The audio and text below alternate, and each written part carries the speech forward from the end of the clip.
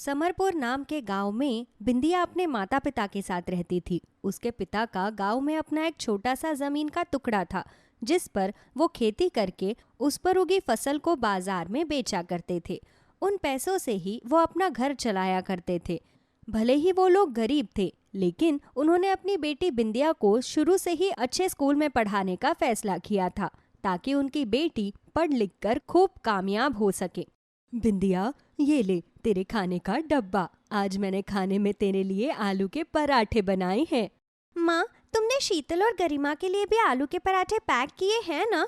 तुम जानती हो ना उन दोनों को तुम्हारे हाथ के आलू के पराठे कितने पसंद है। हाँ हाँ, मैं अच्छी तरह जानती हूँ कि उन दोनों को मेरे हाथ के आलू के पराठे बहुत पसंद है। तो चिंता मत कर, मैंने तुम तीनों के लिए पराठे बनाए हैं। बिंदिया अपना बैग और खाने का डब्बा लेकर स्कूल की ओर निकल जाती है। स्कूल पहुंचते ही वो अपने दोनों सहेलियों के पास जाकर बैठ जाती है। हम दोनों कब से तेरा इंतजार कर रहे थे। आज इतनी देर कैसे हो गई तुझे स्कूल आने में? तुझे पता है ना, सुबह सुबह में स्कूल में खेलना भी होता है। आज तेरे चक्कर में हम दोनों भी नहीं खेल पाए। अरे अरे, तुम दोनों गुस्सा करना बंद करो। अगर मैंने ये बता दिया ना कि आज मुझे स्कूल आने में क्यों देर हो गई, तो तुम दोनों का गुस्सा अपने आप शांत हो जाएगा। अच्छा, तो फिर बता कि तुझे आज स्कूल आने में देर कैसे हो गई। इसी वजह से आज मुझे आने में थोड़ी देर हो गई। अब बताओ, आलू के पराठों का नाम सुनकर तुम्हारा गुस्सा शांत हुआ या नहीं? वैसे अच्छा हुआ कि आंटी ने आज हमारे लिए आलू के पराठे बना दिए, वरना हमारे गुस्से से आज तुझे कोई नहीं बचा पाता। वो तीनों एक साथ बैठकर अच्छी तरह पढ़ाई करती है। तभी लंच होते ही तीनों हाथ धोकर अपने अपने खाने का डब्बा निकाल कर बैठ जाती है।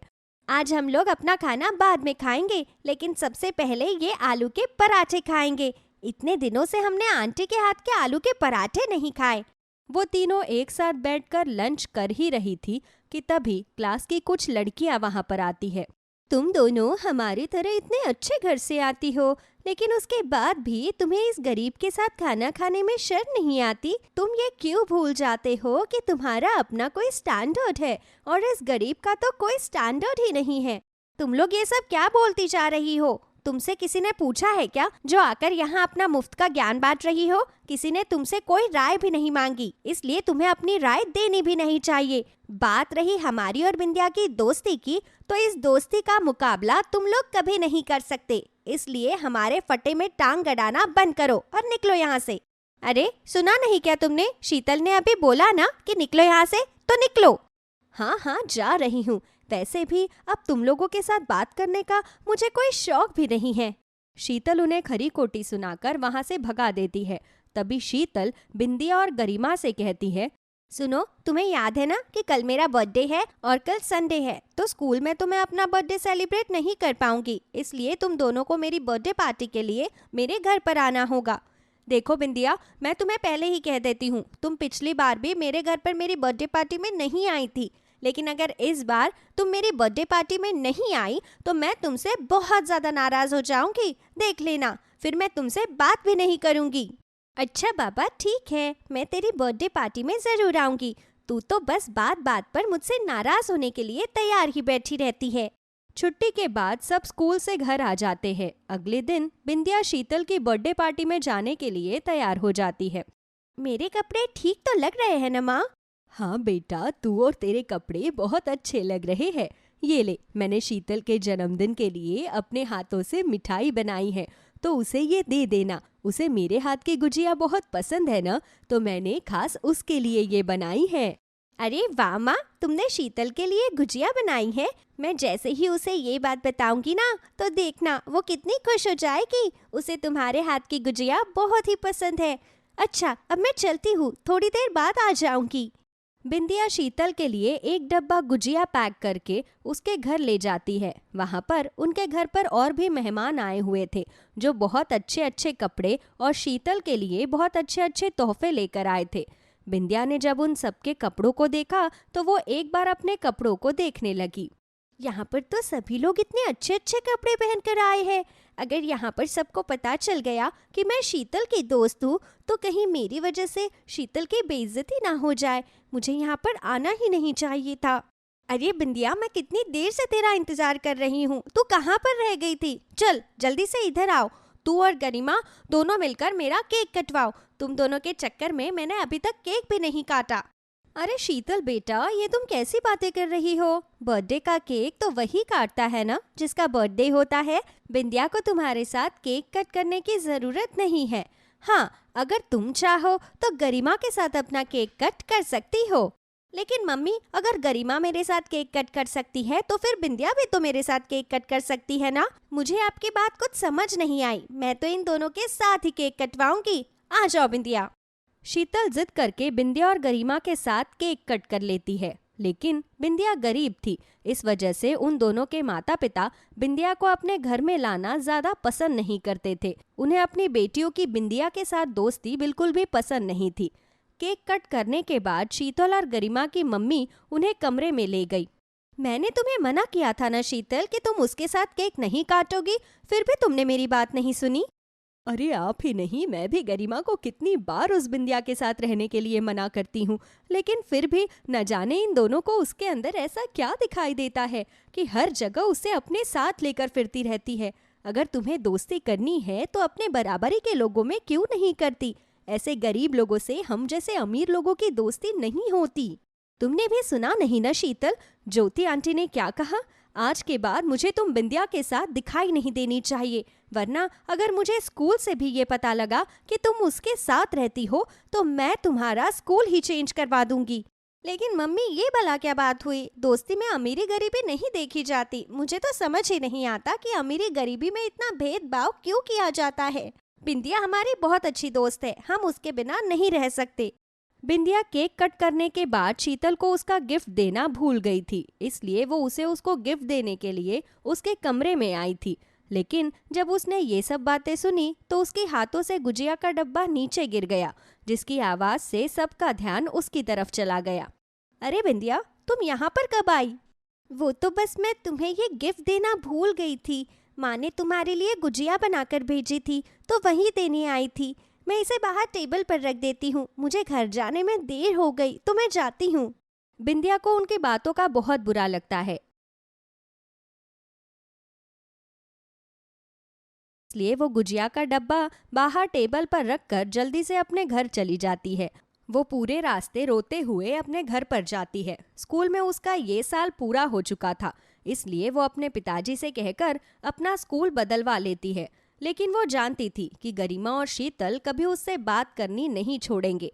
लेकिन अगर उन्होंने ऐसा किया तो उनके घर वाले उनका स्कूल बदलवा देंगे। बिंदिया ऐसा नहीं चाहती थी, इसलिए उसने अपने आप पापा से कहकर खुद ही अपना स्कूल बदल लिया। स्कूल बदलने के बाद बिंदिया कभी उनके घर नहीं गई। उन दोनों के घर वालों ने कभी उन्हें बिंदिया से मिलने उसके घर भी नहीं आने दिया।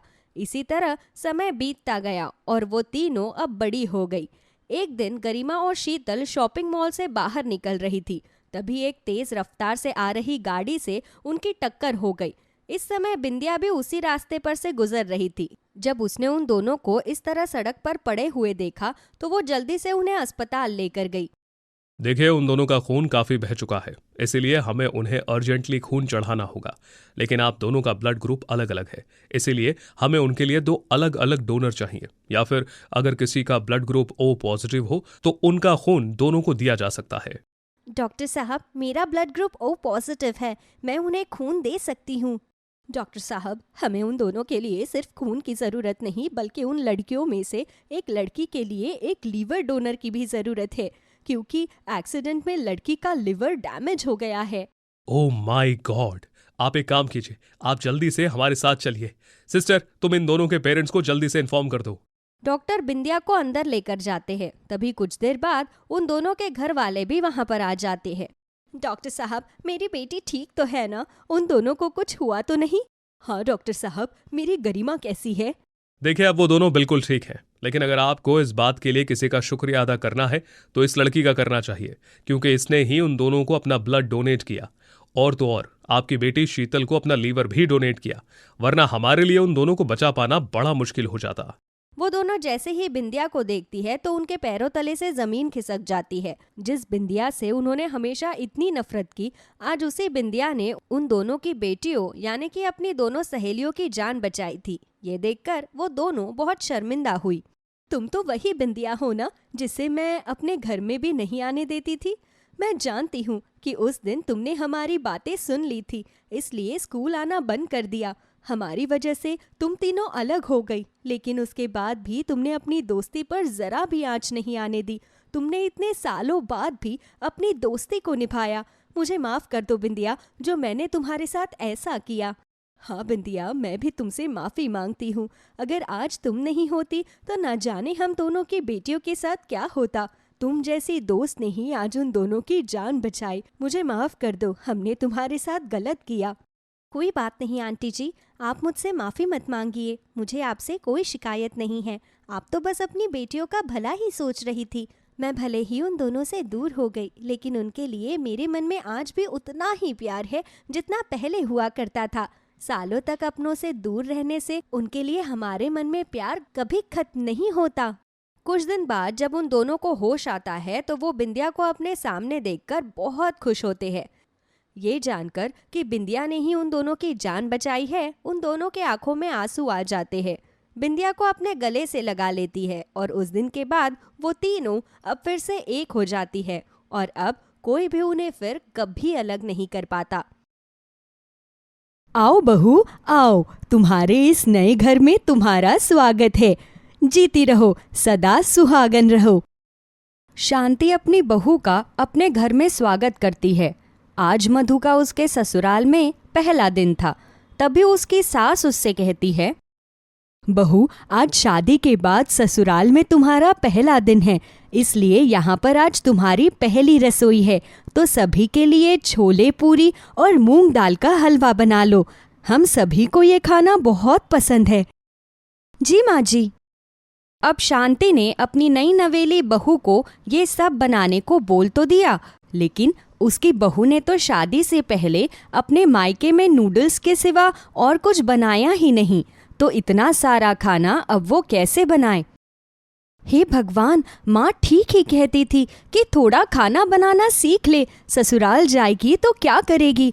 अगर पहले माँ की बात मान ली होती तो आज इस तरह नहीं फंसती।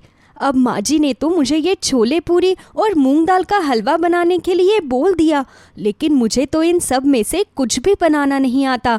एक काम करती हूँ, इंटरनेट पर रेसिपीज देखती हूँ। आजकल तो वैसे भी सब ऑनलाइन रेसिपीज देखकर ही खाना बनाते हैं।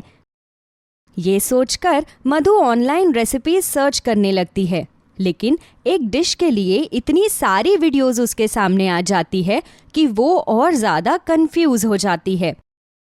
हे भगवान, इतनी सारी वीडियो और हर वीडियो में खाना बनाने का तरीका बिल्कुल अलग है। अब इनमें से मैं कौन से वीडियो देखकर खाना बनाऊं? एक काम करती हूँ, जिसको लोगों ने सबसे ज़्यादा लाइक किया है वही बना देती हूँ। मधु छोले की वीडियो पर सबसे ज़्यादा लाइक देखकर साउथ इंडियन स्टाइल के छोले बनाने लगती है, जिसमें नारियल का दूध डाला गया था। मैं तो इतने सालों से मम्मी के हाथ के छोले खा रही हूँ, लेकिन आज तक कभी पता ही नहीं चला कि छोले में नारियल का दूध भी पड़ता है। लेकिन अब नारियल कहाँ से लेकर आऊँ? किचन में ही हलवे के अंदर डालने के लिए मधु की सास ने नारियल लाकर रखा था, तो मधु का ध्यान उस नारियल पर जाता है। अरे हाँ, ये रखा नारियल। मम्मी जी ने पहले ही छोले बनाने के लिए नारियल लाकर रख दिया था। अच्छा हुआ जो मैंने ये रेसिपी देख ली, वरना दूसरी रेसिपी देखकर अगर मैं बिना नारियल वाले छोले बना देती तो सब मेरे बारे में क्या सोचते कि इसे तो छोले बनाने भी नहीं आते। मधु जैसे तैसे करके टमाटर प्याज के मसाले के साथ नारियल को पीसकर तैयार करती है। वो उस मसाले से छोले बनाती है और वीडियो में देखकर उसके अंदर थोड़ा सा गुड़ भी डाल देती है। अरे, इसने तो छोले की सब्जी के अंदर इमली का पानी भी डाला है, लेकिन घर पर तो इमली है ही नहीं। लगता है माँ जी इमली लाना भूल गई होगी। एक काम करती हूँ, इमली की जगह छोले में नींबू डाल देती हूँ। इसने छोले के अंदर आधा कटोरी इमली का पानी डाला है, तो मैं आधा कटोरी नींबू का रस डाल देती हूँ। ये सोचकर मधु सब्जी के अंदर आधा कटोरी नींबू का रस मिला देती है। चलो, सब्जी तो तैयार हो गई, एक बार चख कर देख लेती हूँ। लेकिन सबको खिलाने से पहले मैं तो इसे चख कर देख भी नहीं सकती। यहाँ पर ये रिवाज भी अलग ही है। चलो कोई बात नहीं, मैं सब्जी चक्कर नहीं देख सकती तो क्या हुआ, वैसे भी मैंने सब्जी इंटरनेट से देखकर बनाई है तो अच्छी ही बनी होगी। सब कुछ मैंने एकदम नाप तोल कर जो डाला है। एक काम करती हूँ, अब हलवा बनाकर तैयार कर लेती हूँ। मधु फिर से इंटरनेट पर हलवे की रेसिपी सर्च करती है तो उसे हलवा बनाने की बहुत सारी वीडियोस मिलती है। वो सबसे पहले वीडियो को चलाकर हलवा बनाना शुरू करती है। इसने तो हलवा बनाने के लिए दाल को भिगोया ही नहीं, बस धोकर सुखाकर मिक्सी में पीसकर घी में पका दिया। लेकिन माँ जी ने तो हलवा बनाने के लिए दाल को भिगो दिया है। अब मैं क्या करूँ? दूसरी वीडियो देखती हूँ। मधु के बहुत देर ढूंढने के बाद एक रेसिपी निकलती है और उसके अकॉर्डिंग मूंग दाल का हलवा बनाना शुरू करती है। सबसे पहले मुझे मूंग की दाल को मिक्सी से पीसना है, तो चलो पहले यही करते हैं। मधु मूंग की दाल को पीसने के लिए मिक्सी में डालती है और मिक्सी पर बिना हाथ रखे ही मिक्सी का स्विच ऑन कर देती है, जिसके बाद पूरे किचन में मूंग दाल का पेस्ट फैल जाता है। मधु पूरे किचन को तहस नहस कर देती है। हे भगवान, ये मैंने क्या कर दिया? अब मैं हलवा कैसे बनाऊंगी? मैंने तो पूरी की पूरी दाल को खराब कर दिया। बाहर बैठकर शांति, मदनलाल और विवेक खाने का इंतजार कर रहे थे, लेकिन उन्हें क्या पता था कि मधु बेचारी अंदर अकेली रसोई में क्या कर रही थी। बहू को खाना बनाने में कुछ ज्यादा ही देर नहीं लग गई।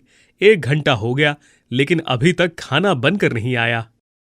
थोड़ा सब्र रखिए, आज उसकी पहली रसोई है। नए घर में खाना बनाने में वक्त तो लगता ही है, और वैसे भी मूंग की दाल का हलवा बनाने में तो काफी समय लगता है, इसलिए बहू को खाना बनाने में देर लग रही होगी। हे भगवान, अब हलवा कैसे बनाऊं? एक काम करती हूँ, मैंने सबसे पहले जो वीडियो देखी थी उसे देखकर ही हलवा बनाती हूँ। उसमें दाल को बिना भिगोए ही हलवा बनाया था, लेकिन आखिर मूंग की दाल रखी कहाँ पर है?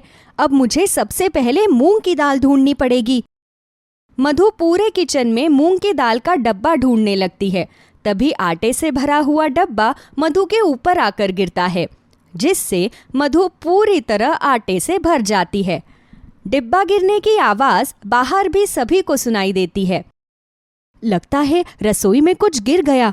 बहू, रसोई में सब ठीक तो है ना? अगर मेरी मदद चाहिए हो तो मैं आ जाती हूँ। हे भगवान, अगर माँ जी अंदर आ गई और उन्होंने मुझे ऐसे देख लिया तो मेरी तो इंसल्ट हो जाएगी। बहू, मैं आऊँ क्या? नहीं माँ जी, सब कुछ ठीक है। वो चीनी का डिब्बा नीचे गिर गया था, उसी को ठीक कर रही थी। बाकी सब कुछ ठीक है, आप चिंता मत कीजिए, थोड़ी देर में हलवा बन जाएगा। अच्छा ठीक है बहू। अब सबसे पहले मुझे इस दाल को धोना है, जल्दी से इसे धो लेती हूँ। तब तक कढ़ाई में घी गर्म होने के लिए रख देती हूँ। मधु मूंग की दाल को धोकर कपड़े से पोंछ लेती है। इस बार इसे मिक्सी में अच्छी तरह पीसूंगी। अगर इस बार भी कोई गड़बड़ हुई तो पक्का सब लोग अंदर ही आ जाएंगे। इस बार मधु मिक्सी के ढक्कन को अच्छी तरह बंद करके मूंग दाल को पीस लेती है। वो गरम गरम घी में पिसी हुई मूंग की दाल को डालकर भूनना शुरू करती है। वैसे इसको भूनती हुई खुशबू तो बहुत ही अच्छी आ रही है। शायद हलवा भी बहुत ही अच्छा बनेगा। आज तो सब लोग मेरी तारीफ करते ही रह जाएंगे। लेकिन मुझे इसके अंदर चीनी कितनी डालनी है, ये तो मैंने देखा ही नहीं। मधु दोबारा से वीडियो प्ले करके उसमें चीनी की क्वांटिटी देखने लगती है, लेकिन इंटरनेट स्लो होने के कारण वही क्लिप 2 बार प्ले हो जाती है और मधु हलवे के अंदर 1 कटोरी चीनी की जगह 2 कटोरी चीनी मिला देती है, जिससे हलवे का स्वाद कुछ ज़्यादा ही मीठा हो जाता है। ये डाल दी मैंने इसके अंदर 2 कटोरी चीनी और 2 कटोरी दूध। अब जाएगा इसके अंदर बहुत सारा खोया और ड्राई फ्रूट्स। मधु जैसे तैसे करके हलवा बनाकर भी तैयार कर लेती है, लेकिन अब बारी आती है पूरियां बनाने की। जिस लड़की ने आज तक रोटियां बनाने के लिए कभी अपने हाथ में बेलन नहीं उठाया, उसे कोई अगर पूरियां बनाने को कहते तो पूरियों का क्या ही हाल होगा। इसके लिए तो सबसे पहले मुझे आटा लगाना पड़ेगा। जिंदगी में आज तक ब्रेड सैंडविच बनाने के अलावा कभी तवे का यूज ही नहीं किया और आज सीधे कढ़ाई के अंदर पूरियां तलनी पड़ेगी।